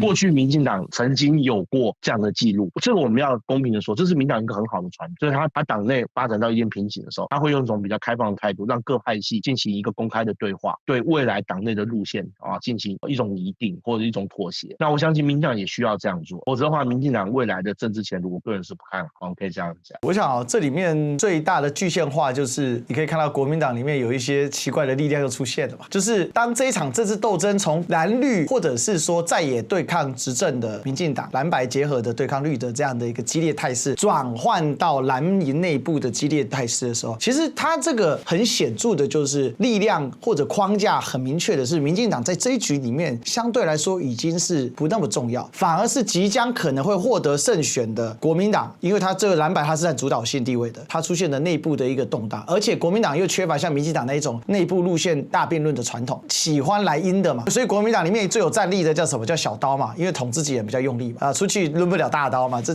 还是宫廷政治啊。其实有一个变化很有意思我们3位都历史人嘛，来看，当国民党党主席都换到曾经是最台独的民进党来的郑丽文的时候，国民党已经出现了很明显的一个问题，就是国民党来到台湾，在李登辉之后，他基本上他没有一个重大的叙事的进步，所以他卡死了。所以为什么郑丽文什么时候进到国民党？连战在做联湖会的时候进到国民党的，而且郑丽文很明确的一直在复现联湖会的当年的那一个他的那个从政的初衷，他希望两岸要和平，透过高层互访，然后甚至是所谓的党首见面的方式来进行，所以这个很强的历史意义，代表他区建的一个整个全球大势的一个变化。所以最后这个时间，我们来让肖哥来跟大家做一点分享，就是说在这样的一个状况，大陆这边其实给了台湾很多的一些善意。那你认为目前来说，因为我们讲到全球外交秩序的北京时刻或全球地缘政治的北京时刻来临的状况，啊，接下来小两岸之于大陆，还有大两岸之于大陆，我们该如何做一个展望？这就是我们说的，当今天全世界最重要的双边关系就是中美关系，中美关系相当于国际关系的总和。在这个世界上，你今天我们已经可以自信地说出这句话，就是你找不到任何一种外交关系里面不涉及到中美的影响，不存在这个东西，不存在这样的一个情况。那么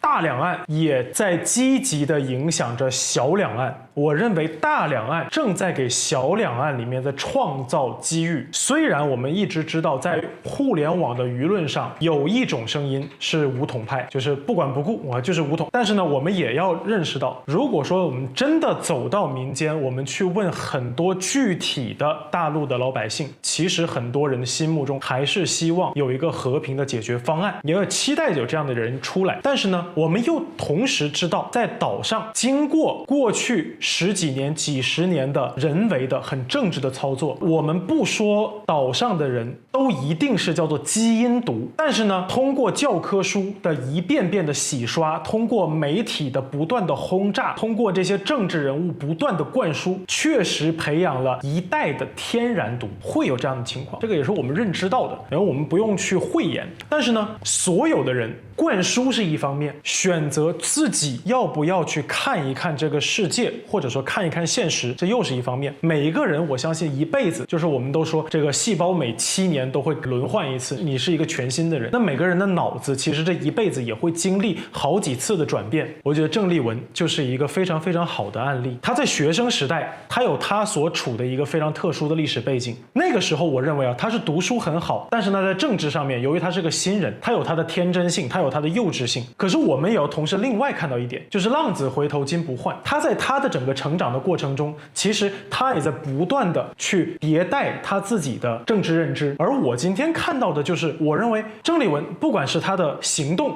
还是他正在建构的一些事情，我觉得大家都可以看到一些苗头。但是呢，这边我们点到，我们也不用去说破。他正在建构一些事情，他正在尝试一些事情，他正在尝试发出一些声音，给岛内的很多人，在这个万马齐喑、奸佞满朝的这样一个政治环境中，他正在给大家提供另外一个思考的角度。我觉得他正在做一些很有历史价值的事情。当然，我们也知道，历史呢，像刚才2位已经说过很多次，就是历史不会重演自己，但是历史呢会不断有韵脚。我们也知道，在中华民族历史发展中，有大量这样的韵脚会出现。那好，今天我们来讨论大两岸发生了一个什么事情，就是大两岸正在发生一个叫框架式的事情。这一次来到中美峰会，其实没有签任何的联合公报，没有发任何的联合声明，甚至呢，老头没有开记者会，直接就跑回去了。所以说，有一些人他就给很多人留下来啊，叫做遐想的空间。但有些人就可以从正面去分析，也可以从负面去分析。但是呢，这些分析其实不是真正的分析这个事情，而是分析他们自己的政治需要、自己的政治立场。但是呢，我们知道，在这场会谈中留下了一个词，这个是非常关键的，叫做建设性战略稳定。这个是非常明确的，留下了这样一个词。我们来回溯到基辛格，基辛格当年啊，他在做中美关系的时候，他说了一句话，他说了自己的一个判断，叫做在中美领导人进行会谈的时候呢，美国领导人比较喜欢就事论事，而中国领导人比较喜欢讨论框架。大家不要以为说是美国领导人比较务实，而中国领导人比较务虚，不是的，而是其实啊，中国领导人或者说中华民族一直以来的智慧，就叫做名不正而言不顺。就是我们一直以来你会发现，北京打的所有的国际牌都是阳谋，没有阴谋。大陆你会发现，大陆不搞颜色革命，不搞特务暗杀，不搞这些东西的，一直以来都是阳谋。而阳谋它的坏处是短期不见效，但是好处就是长期来看每一步都很稳，而且呢非常站得住，不会说将来哪天我做的这个事情被你给反扑，因为我做的每一件事情我都能给你根据，就这样的。那好，大陆今天提出来叫做建设性战略稳定性。这个叫建设性战略稳定性是什么意思？建设的意思就是现在没有，我们要去建设。战略稳定是什么意思？就是我必须要承认这是一个事实，就是大两岸目前是一个竞争的关系。那稳定是什么？就是竞争就竞争，没有关系，竞争是正常的，人类历史就是要竞争的。可是你要带来的是什么？叫做稳定性。我认为特朗普听不懂，但是我认为呢，从北京的角度来讲，必须要把这个东西先放到这里来，我必须要先给你造一个框架。我不管你能不能听懂，但是未来呢，做事情的时候候，我们已经有个框架在这里了，框架可以慢慢的打造，不指望说2天的会面就能够把这些事情都给谈妥，都给谈明白，不可能的。但是呢，我们现在已经有个框架，就是以后我都可以跟你说，我以前跟你说过，建设性、战略稳定性。你如果将来又跑来跟我说，哎，我们2个国家的竞争没有关系，我们说了呀，是竞争关系啊，我们也说要稳定嘛，我们不要去踩对方红线嘛。然后呢，我想很多美国人可能也听不懂红线是什么意思，没有关系，我认为慢慢来。我认为这一次最大最重要的转变是什么？就是对于北京来说，现在叫做局势正在或者趋势已经导向了北京这一块。既然大两岸是这个样子，那么小两岸呢？既然节奏如果导向了北京，那么对于北京来说，小两岸也应该按照我的节奏走。这个节奏呢，就是我在目前大两岸还没有完全解决的情况下，那么小两岸只要它能够按照我的节奏走，那么我可以在里面创造大量的叫做多样性或者大量的可能性。而我们也看到了，哎，岛内有很多人，而且慢慢的有越来越多人在呼应这个稳定性或者说可能性。所以呢，我反而呢，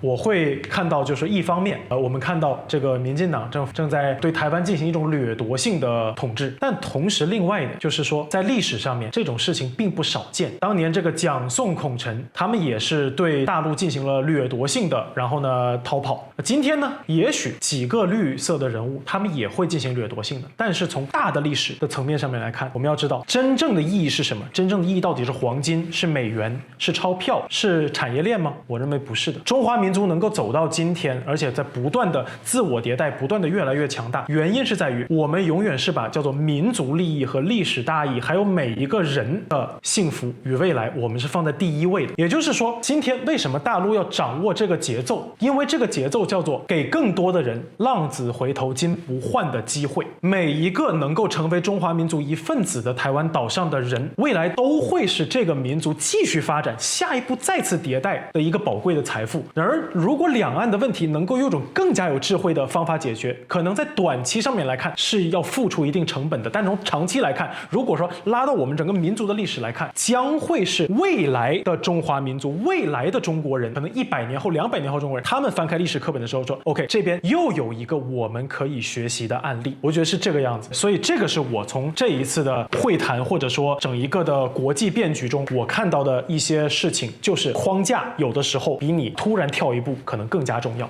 我想最后我来做个总结，因为这是我应该算是有深度参与在其中啦。刚才肖哥跟老师在讲的时候，我特别有感觉啊。我决定站到最前面那一线，到了这个 front， 就是说你到了这个前线，是在去年的大罢免当中，我看到如果再这样下去，那两岸将走到势无可免的一个彻底的最糟糕的结局。因为一旦成功了，赖清德绝对会全力奔向台独，其他人在掠夺性撤退，赖清德既在掠夺性，但他依然在他实践，他其实是一个迷信式的台独，这个是民进党过去领导人从来没有产生过的。你可以说他就是那个台独中的狂人，虽然他现在表面上嘴巴上稍微微微放软了一点点，他不再强调中华民国台湾，而讲了中华民国，但这有什么样本质上的差别？他的中华民国从来就不是那个所谓符合9·2共识之下我们所讲的这个 ROC 的叙事，他的 ROC TW 其实这种重点是 TW， 从来不是那个 ROC， 所以我们当时往前一站，确实也是费尽了全力，心伤痕累累。然后到了下半年有这样的契机，那其实也参与到了整个两岸的一个活动的复苏，不管是大罢免大失败之后这个馆长的访陆，再来继而就是到了郑主席的这个当选，再来他的访陆。那中间呢，这个我呢，因为当时跟肖哥我们在北京亲眼见证了这个93阅兵的一个盛大嘛，所以我想这个整个系列的在走的时候，你在这个里面的时候，你会觉得说你今天能够身为中华民族一份子，你是很有光荣感的。我想这也是整个新一代，不管是大陆的年轻人，甚而是已经对两岸或者对于全球局势变化有体察的台湾年轻人，我想都可以感受到这个世界的变化，在你每一天在生活当中，你是可以有所感觉到的。那这样的感觉，其实我们就参与在这个历史的一个进程当中，因为我们要知道祖宗留给我们的东西实在太多了。为什么在北京会谈当中，北京领导人所提到的是5000年的历史，而美国是250年的历史？很简单嘛，对他们来讲，这是他们没有进入过的境地。但对于中国来讲，相似的历史韵脚其实已经见证过了，只是用现代化的角度，因为中国是人类历史上第一个超10亿人口的全工业化现代化的国家，这是从来没有任何国家达到，印度也完全达不到，而且印度可能也不想达到，因为对他们来讲，惩罚达利特可能是他轮回的一部分，他都不理解这个概念。而中华民族不是这个概念，中华民族很重视每一个人。早在周灭商的时候，天命弥长这样的观念就打入到了中华民族每一个分子的心中。在宋代的时候，富不过3代，就见证了一件事情：中华民族只要敢做梦，每个人都是有机会的。而这样的一个观念到了民国，百花齐放，我们也可以说勃勃生机，万物锦发的世界。当然，它经历过一顿的混乱，新中国的建立，逐步的走到了今天。那两岸的局势在如此风雨飘摇，动辄骂对方是匪的这个状况之下，竟然没开战。大家知道1979年台湾如何叙事这个卡特政府跟当时的大陆政府建交，叫美匪建交啊，这是我们台湾的叙事啊，在当时课本是这样写的。所以我们在看这个叙事的时候，如果你没有更宏观的格局，然后去看待这个，那你会一直不断的深陷在一个痛苦之中，因为你不知道你是谁，你去哪。但是如果你理解了这个格局，我想这就是我们在做这导连线，为什么我跟王修这样坚持这样一直做下去，常常要把台湾因素拉进来，因为我觉得在民族的伟大复兴当中呢，一个都不能少，这个是个必然的一个过程嘛。所以我们在看这个事情，如果说今天有更多的人理解到这个框架的建构需要你我都一起参与其中，而且已经有政治人物在回应这样的，在 echo 这样的事情的时候，那这代表说他已经在有产生的变化了嘛。这些变化绝对大过说今天彰化谁出来代表啦，那个谁又这个谁，哎呀，这些事情我有粉丝跟我反映啊，说哎，历史哥你这以前谈那么多台湾时政，现在谈的少了，